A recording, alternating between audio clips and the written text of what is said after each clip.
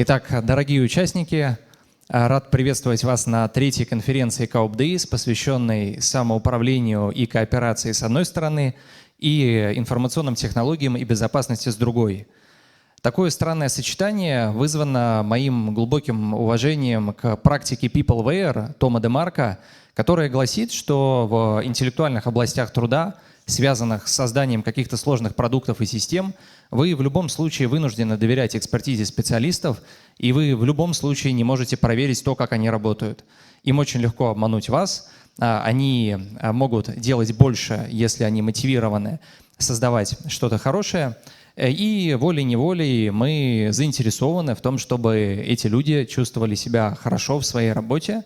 А там, где мы говорим об этом, следующий шаг приводит нас к тому, а почему бы не попытаться создать компанию, в которой сотрудники занимаются не только своими рабочими задачами, но и являются ее совладельцами и, что называется, находятся в доле. То есть по существу то состояние, в котором в классических фирмах находится высший менеджмент, акционеры, топы, в этом состоянии оказывается вся масса сотрудников, и волей-неволей они переключаются в более субъектную позицию. Несколько организационных объявлений, которые касаются того, что здесь будут происходить. У людей традиционно возникает ощущение такого, не знаю, гамбургера, потому что здесь много разных мероприятий, они идут внахлёст друг с другом, вы вынуждены выбирать, хотите ли вы пойти в баню или хотите поучаствовать в протоколе Teams Integrity. Собственно, сделано специально, потому что у нас здесь 185 человек, и многие приехали со своими семьями, поэтому не стесняйтесь и с чистой совестью отправляйтесь на экоферму, в президентскую резиденцию после обеда, или просто вставайте и уходите со скучного доклада, тихо, никому не мешая, потом вы все можете увидеть в трансляции. Поэтому, пожалуйста, первое правило, если вы находитесь в этом зале, давайте мы не будем переговариваться друг с другом, давайте мы будем сосредоточенно слушать, потом задавать конструктивные вопросы. Если у кого-то в процессе слушания возникнет желание выступить с докладом и заявить что-то цензурное, это можно будет сделать во второй день, в самом конце мы оставляем 50 минут для спуска пара. Но опять-таки это будет происходить в прямом эфире, поэтому, пожалуйста, следите за своей речью. Второй важный момент. Давайте проявим уважение к организаторам этой конференции. Любая конференция – это разновидность добровольного ада. И давайте не будем мусорить, давайте будем оставлять за собой эту площадку такой же чистой, как она была.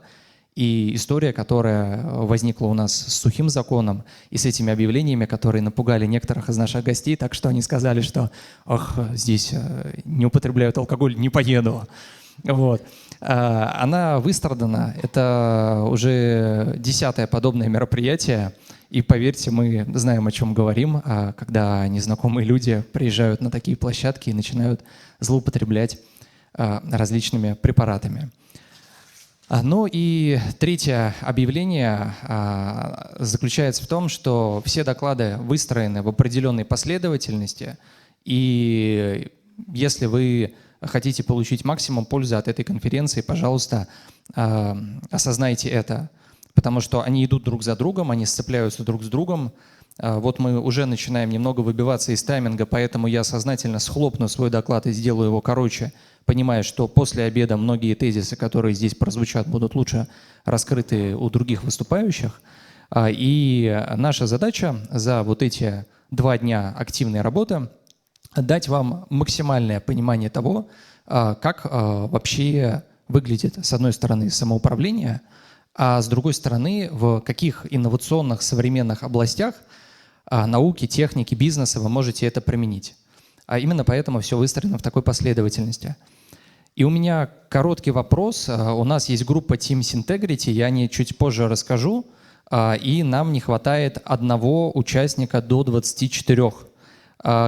Я знаю, что многие проголосовали за участие в этом формате, но некоторые были неактивны. То есть у нас всего 36 высказавших желание участвовать и 23, которые реально оказались достаточно активны. Вопрос, если здесь кто-то, кто хочет максимально глубоко погрузиться в самоуправление… Так, я уже вижу поднятую руку. Яна, ты готова пожертвовать пейнтболом, лазертагом, поездкой на экоферму, тусовками ради того, чтобы 3 дня по 4 часа после докладов участвовать в Teams. Отлично, ты участник. Женя, Яна активный участник Teams Integrity.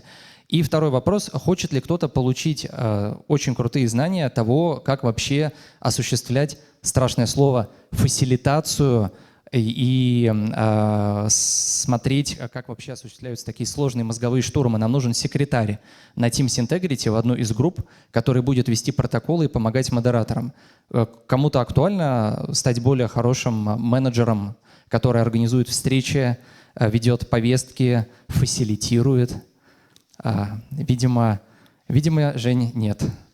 Видимо, мы не найдем людей, которые захотят поработать бесплатно в этот чудесный день. Извини.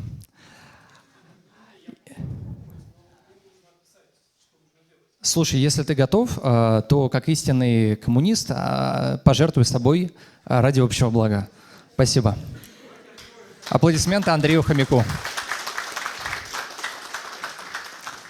Все, организационные вопросы решены, и мы начинаем доклад, который посвящен проблеме самоуправления.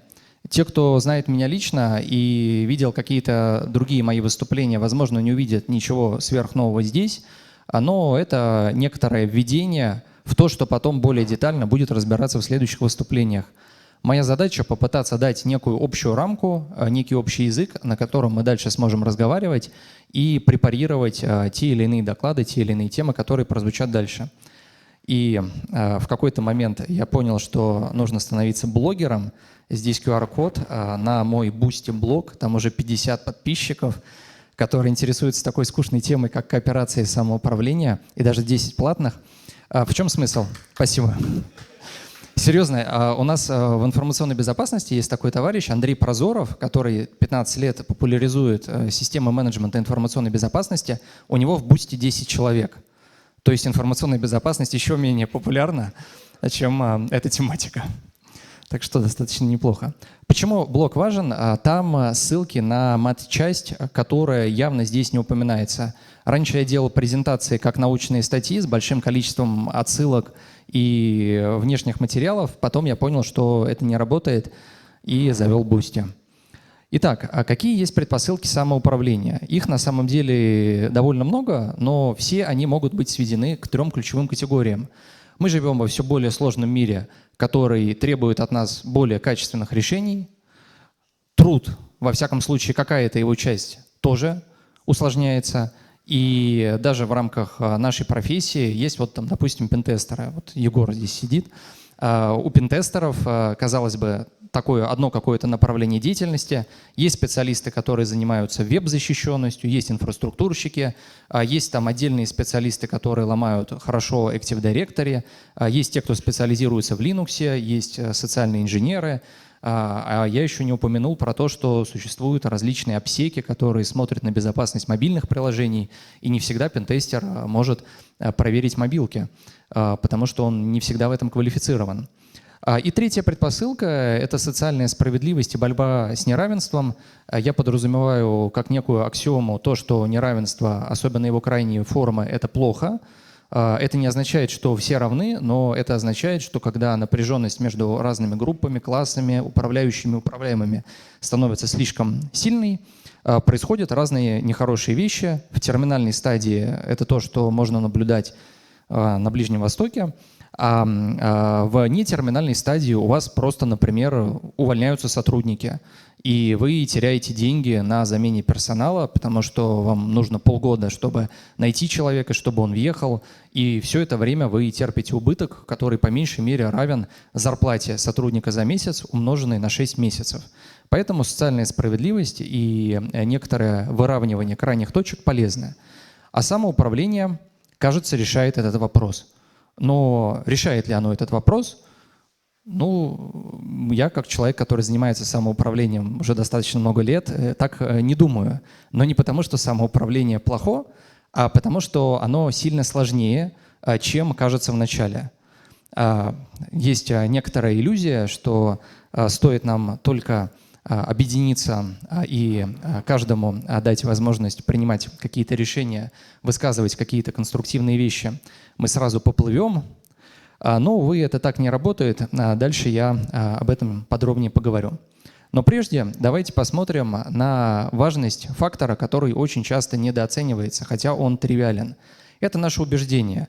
Я бесконечно далек от тех людей, которые любят книжки типа «Секрет», «Поверь, что у тебя 10 рублей в кармане, и оно появится». Нет, но убеждения действительно важны. И здесь на ваших экранах очень такой характерный пример.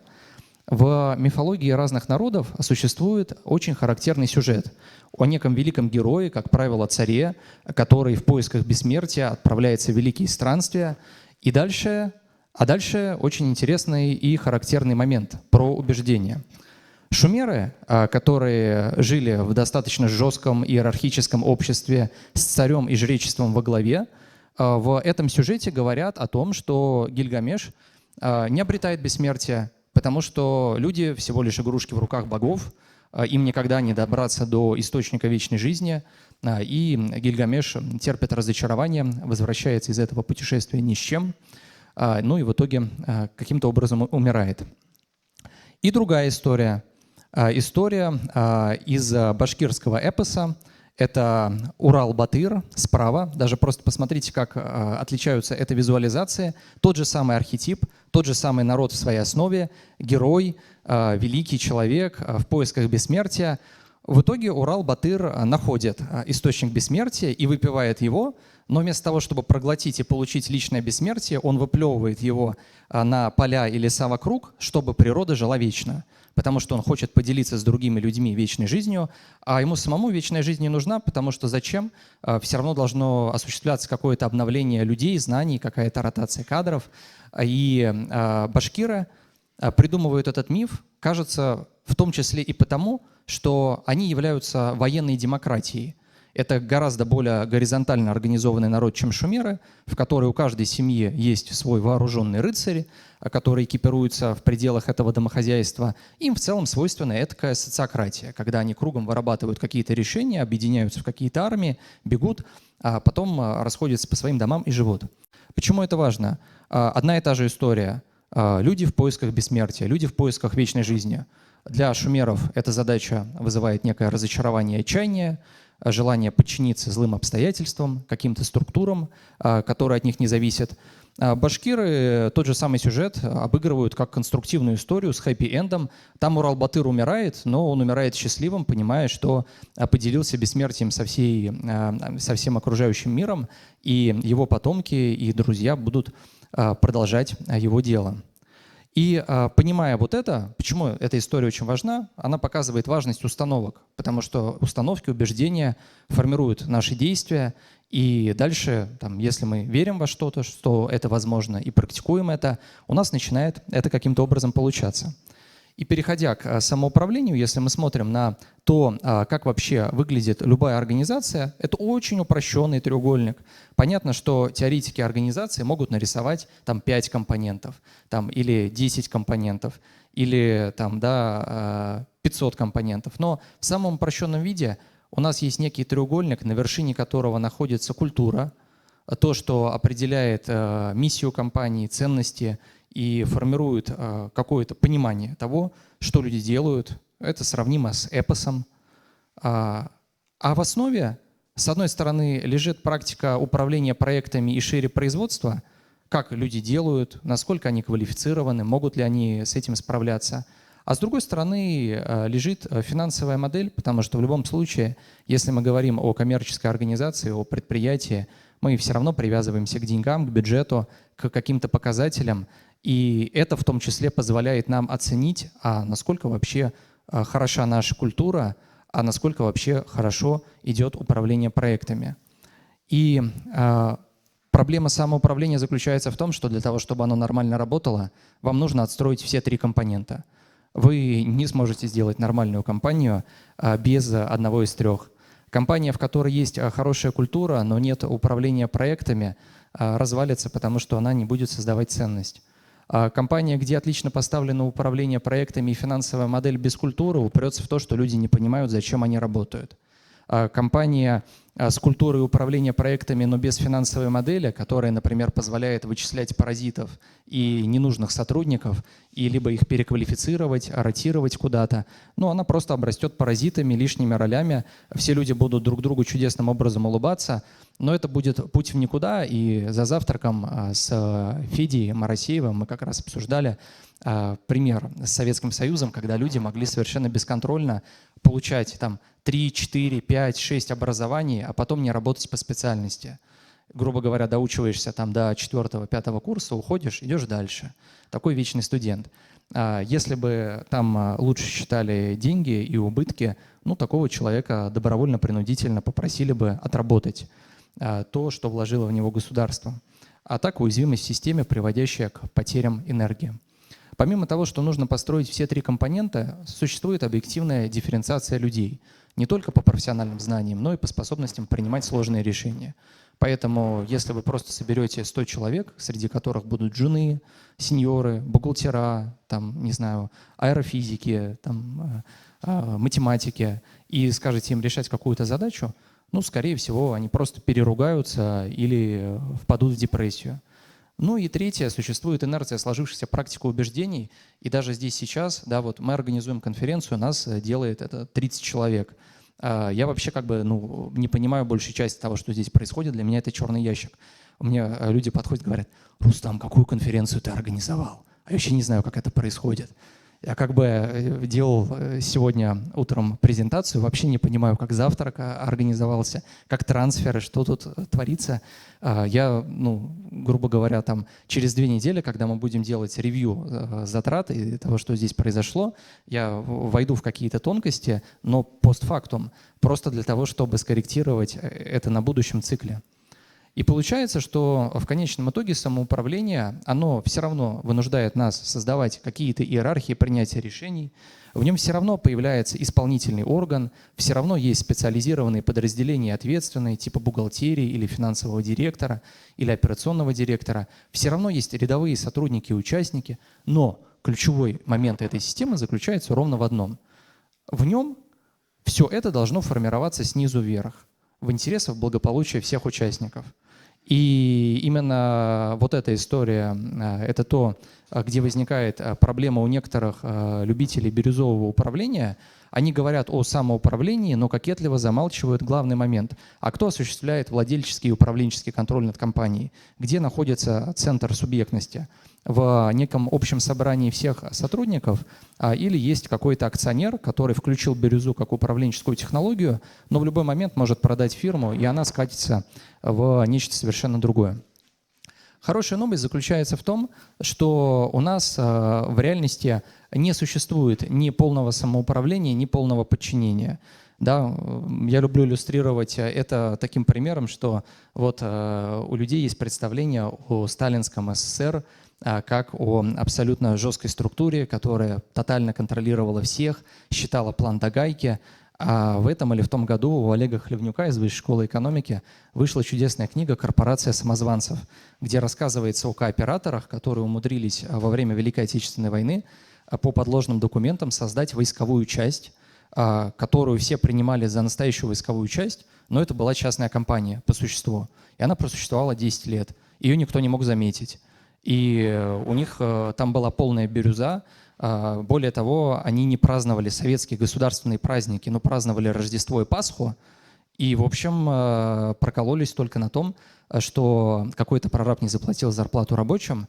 Рабочие пожаловались в Москву. Москва начала смотреть и обнаружила, что 10 лет существует часть с каким-то номером, про который они вообще ничего не знают. И она построила кучу дорог, аэродромов, и в ней работают герои труда, которые прошли до Берлина, строя военные объекты. Сталинский СССР, бирюза.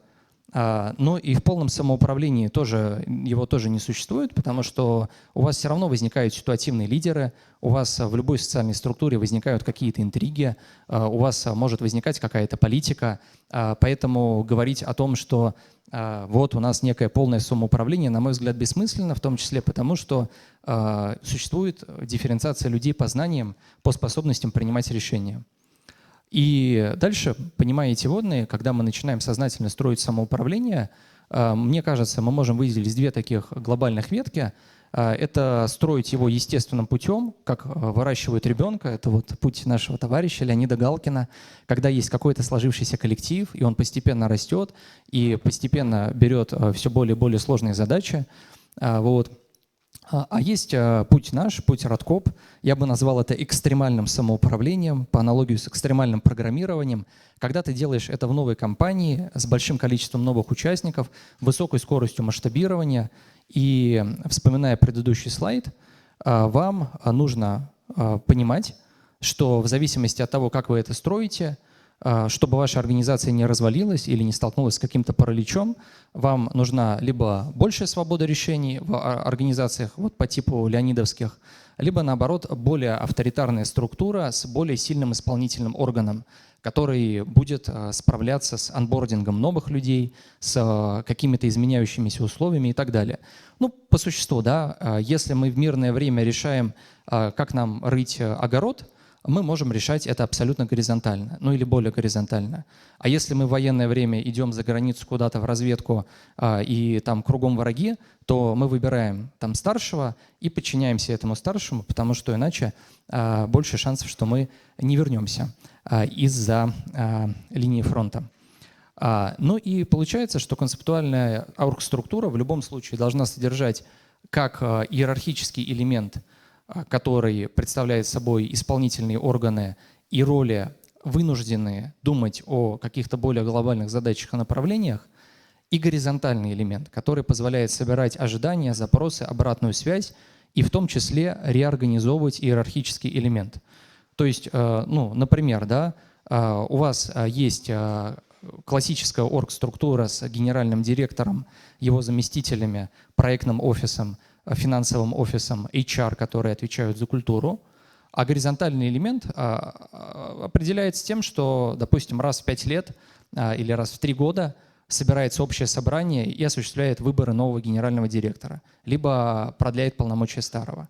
И есть аналоги счетной палаты, когда люди могут, ну, открытая финансовая модель, всем все видно, они могут инициировать какую-то проверку, какое-то расследование, если выявится некомпетентность или злокозненность какого-то элемента иерархии, то, соответственно, инициируется изменение этого человека, его изгнание из коллектива или релокация на какую-то другую роль. И здесь зарыта главная проблема, что такие структуры, они внутренне неустойчивы, они содержат большое количество конфликтов и потенциальных коллизий, и когда мы пытаемся сделать такое с случайными людьми, в краткосрочной перспективе мы сталкиваемся с тем, с чем не сталкиваемся в классических организациях, где в конечном итоге существует абсолютный контроль собственника и топ-менеджмента, и они всегда могут нажать на красную кнопку. Но, с другой стороны, эти структуры, когда коллектив слажен, когда все вершины треугольника найдены и организация стабилизировалась, дают больше прозрачности, больше вовлеченности, все те преимущества самоуправления, о которых мы говорим. И самое главное, эта структура, она не исключает того, что вы можете регулировать интересы разных людей, разных ролей внутри подобной организации. Ну и вот если мы возвращаемся к треугольнику и компонентам организации, то получается, что бирюзовые технологии, там социократии всякие и так далее, это компонент, который хорошо работает с культурой. Он выстраивает тот горизонтальный элемент, ту систему сбора обратной связи и коммуникации, ту лояльность людей друг к другу, который нужен в части, которая про культуру, про миссию. Нижний левый угол, ну, тут вам нужна какая-то система проектного управления, сильно зависящая от того, чем вы занимаетесь. Да, там в логистической компании это одно, в IT-компании другое, в строительстве атомных электростанций, наверное, третье. Ну вот в нашем случае это какие-то agile методологии с элементами классического управления проектами. Ну вот, например, здесь PERT приведен. Метод такой жесткого управления сложными проектами, которые американцы разработали из-за отставания в космической гонке с СССР. У нас он известен как сетевое планирование и управление. Нижний правый угол, тоже очень важный элемент, это управленческий учет и распределение фондов по качеству результатов. По-настоящему хорошо вот вся эта штука начинает работать, когда вы привязываете людей к качеству того, что они делают. И значит, вам на предприятии нужно не просто платить зарплаты там, и делить все поровну, вам нужна какая-то система, которая позволяет рейтинговать заслуги людей и создавать ситуацию, в которой вы сразу видите, что вот этот человек делает 5 проектов, он получает значительно больше, чем тот, кто делает один проект, да еще и плохо его сдает, и есть негативная связь от клиентов. Такая система, вот возвращаясь к убеждениям, вот все эти 3 компонента чреваты тем, что, внедряя их в организации, которая уже сложилась, вы сталкиваетесь с большим количеством противодействий, потому что люди всегда думают о себе очень хорошо, но когда вы начинаете это внедрять, вы выясняете, что, хотя, казалось бы, самоуправление призвано удовлетворить всех сотрудников, дать им субъектность, дать им право влиять на компанию и дать им возможность зарабатывать больше денег, влиять на принятие решений и так далее, оказывается, что и низовые сотрудники часто являются бенефициарами этих неравноценных отношений. Им нравится безответственность, им нравится не отвечать за свой результат, и им нравится история про то, что независимо от качества их работы, они получат фиксированную заработную плату. И, в общем, возникает история, о которой писал еще Фредерик Тейлор в «Научной организации труда», про то, что задача рабочего — работать меньше, получая больше, а задача менеджмента и управляющего — наоборот. Собственно, получается, что для того, чтобы вот эти все 3 компонента сложились, вам нужно подобрать такой топ-менеджмент там, или собственников, или там, не знаю, работников и кооператоров, которые внезапно по каким-то причинам захотят быть более ответственными, захотят создать организацию, которая будет лучше внедрять какие-то инновации и лучше адаптироваться к изменениям, захотят прозрачности, не будут бояться какой-то обратной негативной связи коллег и не захотят в какой-то момент встать во главе этой пирамиды и монетизировать всю структуру в свою собственную пользу. И что характерно, существующие примеры самоуправления, там, например, был такой Святослав Федоров, которого вы можете знать по клиникам микрохирургии глаза. Это же тоже кооператив, когда-то бывший. После смерти Федорова он превратился в классическую частную клинику. Именно в силу этих обстоятельств, что такие структуры неустойчивые и требуют сочетания большого количества факторов. Но давайте дальше. Я постараюсь сейчас уже быстро закончить. Полчаса все-таки рассказываю. Не смог я убыстриться.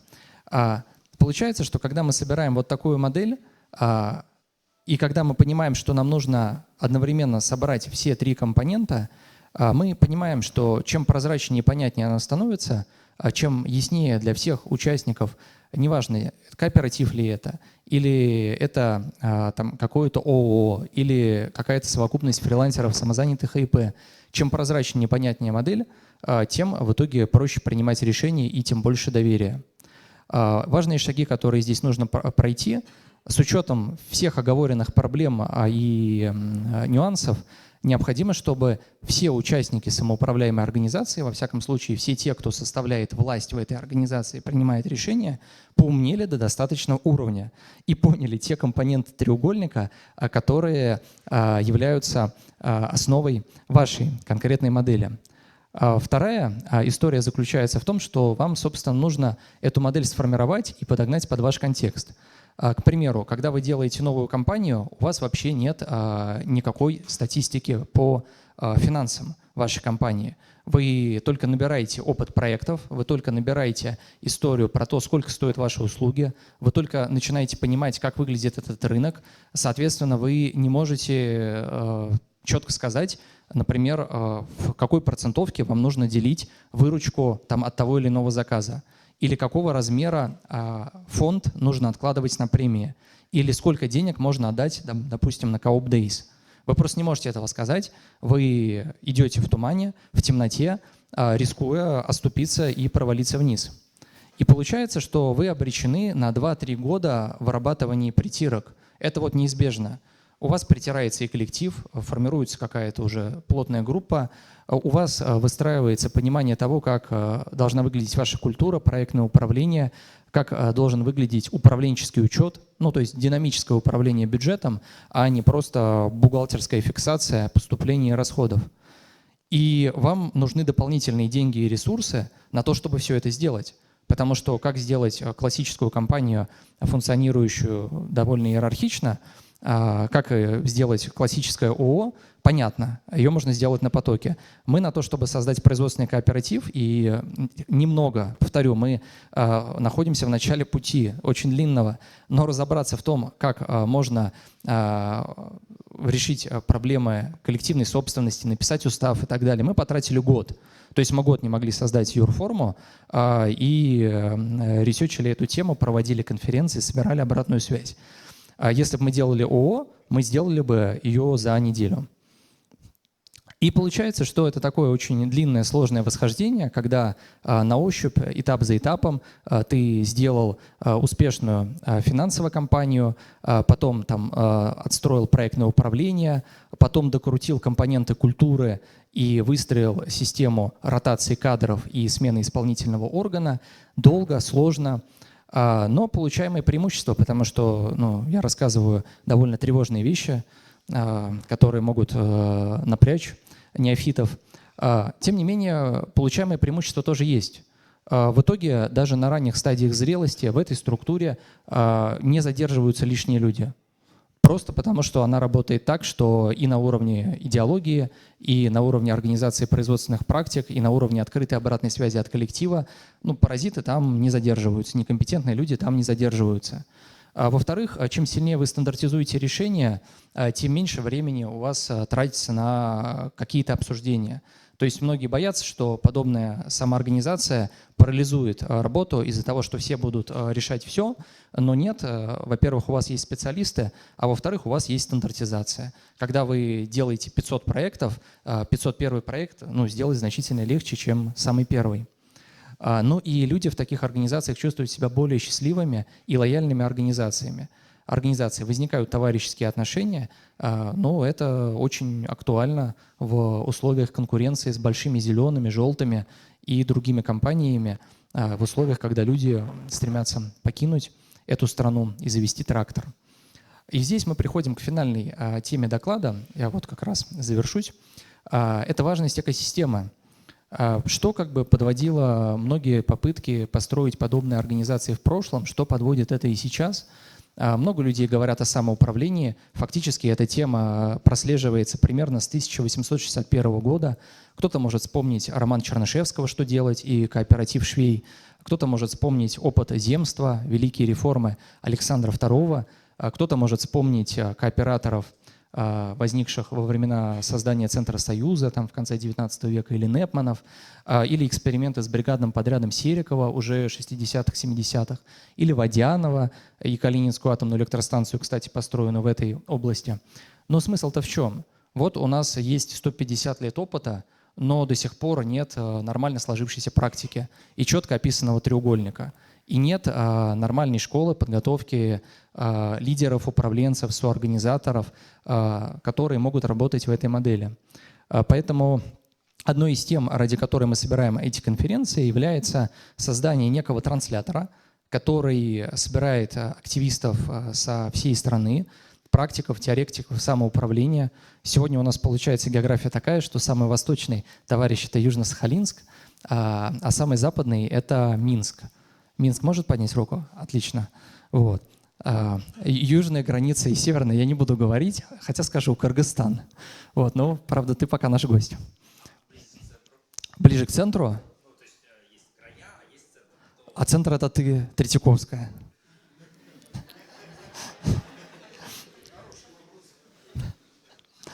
Дальше при появлении подобных экосистем, давайте здесь попробуем четко определить экосистему. Это какая-то совокупность организаций, которые работают в парадигме самоуправления и которые создают общие фонды, общую инфраструктуру. Об этом будет один из следующих докладов, точнее об этой технологии, как это может работать. И появляются уже эффекты масштаба. Потому что сейчас, когда мы в одиночку делаем какие-то свои отдельные эксперименты, не обладая разработанной теорией и практикой работы, мы по существу изобретаем велосипеды, и они изобретаются, как я уже сказал, 150 лет. И главная цель-то такой структуры — это стандартизация, развитие и масштабирование подобных проектов. И, собственно, здесь то, что в опроснике фигурировало под тегом 18+, Teams Integrity. Мы собрали 40 желающих серьезно подумать о кооперативах. И спасибо Евгению, Александру. Это уникальный формат одного из отцов кибернетики Стаффорда Бира, который предназначен для углубленного проговаривания какой-то темы и выявления тех проблем, тех аспектов, которые в ней существуют, для создания некой целостной модели. Кто смотрел фильм «Оппенгеймер»? Поднимите руки. Вот, по сути, Teams Integrity — это что-то вроде формата think tank, когда группа ученых садится и, сонастраиваясь, вгружаясь в тему, создает какую-то модель, но в данном случае мы не создаем атомную бомбу, мы прототипируем и создаем некую теоретическую модель самоуправляемой организации. И здесь я закругляюсь, потому что, вопреки обещанию, я выхожу из тайминга и буду рад ответить на вопросы, если они есть, но очень коротко, потому что дальше будут другие докладчики все детализировать. Очень коротко. Только микрофон. Пожалуйста, сейчас вам дадут микрофон. Да, мы говорим только в микрофон, потому что без микрофона не записывается. Спасибо. Вот есть такой индикатор... Сейчас, секундочку, микрофон надо включить. Раз. Ага. Есть такой индикатор успешности фирмы «Газели». Знаете, наверное, да? Это индикатор называется «Газель» или фирма «Газель»? Фирма «Газель» — это фирма, которая растет не менее 20% в год и существует более 25 лет. Вот такой, это фирма, которая как «Газель» идет быстро и без усталости. Так вот, существуют ли примеры фирмы «Газели», которые были сделаны на принципах самоуправления? Да, полагаю, да. Спасибо за вопрос. И вот тут сидит Михаил Рябов из Oil Energy. Можно же тебя так представить? Микрофон, пожалуйста, верни Михаилу, если можно. Марин, вот сюда, да. Ага. И помимо Oil Energy, о которой сейчас Михаил тоже расскажет коротко, вот тот же Святослав Федоров и его клиники микрохирургии глаза, и на самом деле, если ковыряться вглубь, они есть. Но это какие-то отдельные истории, которые критиками воспринимаются не как результат применения какой-то модели, а как фактор основателя или там группа основателей. А наша как раз задача с помощью Teams Integrity превратить вот эту алхимию в какую-то понятную науку. Да, Михаил. Да, добрый день всем. Рябов Михаил, экосистема «Энергия жизни». Самый известный наш бренд Oil Energy, с него все началось. Про результаты самоуправления. 5 лет у нас самоуправление, достаточно радикальная форма, вообще нет руководителей, лиц. И результаты. Мы старательно ограничиваем свой рост. Плюс 75% по выручке за 5 лет, при этом по прибыли 485%. То есть это постоянное, непрерывное на протяжении 5 лет. Мы работаем в нефтегазовой отрасли, то есть мы эти 5 лет захватили, понятное дело, там и 22 год, и 20-й, и все на свете. Постоянный рост эффективности бизнеса. И это, я считаю, и это четко видно, что это именно самоуправление, потому что мы основатель у нас не менялся, он до сих пор присутствует в компании. Да, можно. Пока микрофон передается. Да. Пока микрофон передается, подождите чуть с вопросом. И здесь вот как раз пример Oil Energy, он очень хорош, потому что в нем видны и опасности самоуправления. Есть диссертация, не помню, аспиранта Высшей школы экономики, по-моему, у него фамилия Лысенко. И он как раз очень хорошо описывает, про проблему внедрения, когда начинается внедрение, и часть сотрудников начинает уходить или там саботировать работу, потому что им не нравится это. Они сопротивляются этому. И вот это как раз важный момент, который нужно отрефлексировать, что эта практика, она, как, не знаю, захотите вы заниматься КПРой, да, там какой-то борьбой там, или еще чем-то, вы должны обследоваться у врача, потому что там можно сломать спину в процессе. А можно не сломать, да, и укрепить здоровье, да, это правда. Не хочу узурпировать этот микрофон, потому что могу прокомментировать. Да, давайте последний вопрос. А вот вопрос с такой стороны. Со стороны систем информподдержки. Ваш опыт и опыт коллеги. Отражается ли специфика самоорганизующего предприятия на системе информподдержки? И можно ли предположить типовое решение, условно его назову, 1С самоорганизация, которая бы сразу давала информподдержку, специализированную именно такой форме процессов и такой форме организации? И есть ли примеры таких систем информподдержки сейчас? Здесь в зале находится Данила Медведев, который много говорит о парадоксе Солу и проблеме айтишной информатизации, о том, что вроде бы есть такая тривиальная идея, что давайте сделаем какие-то IT-платформы, и они чудесным образом будут помогать нам работать, но часто это не учитывает сложности внедрения, расходов на сопровождение. И на сегодняшний момент есть несколько групп, часть из них находится в этой зале, которые работают над этой идеей, но рабочего решения, я не знаю, возможно, там Рустам Давлетбаев и Игорь Сморов, которые будут выступать в конце, или Сергей Пульников, расскажут про более узкие классы таких решений, в более узких вопросах, там, например, потребительской кооперации, но вот прям некого суперрешения, которое помогло бы всем самоуправленцам что-то сделать.